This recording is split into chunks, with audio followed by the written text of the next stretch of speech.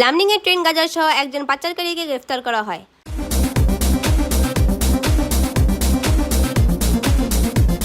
আজ Lumding RPF CIB দল অভিযান চালিয়ে 13174 নম্বর কাঞ্চনজঙ্ঘা এক্সপ্রেসের এসি কোচ থেকে 6 কেজি গাঁজা সহ একজন পাচারকারীকে গ্রেফতার করে।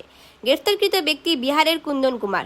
লামডিং RPF CIB দল পরিদর্শক নিন্দেশ দাসের নেতৃত্বে এই অভিযান চালানো হয়। ট্রেনের এসি কোচ নম্বর A1 সিটের নম্বর 18 থেকে গাঁজাগুলো জব্দ করা হয়েছে। জানা গেছে ট্রেন আগরতলা থেকে বিহার সরবরাহ করার চেষ্টা করা হচ্ছিল।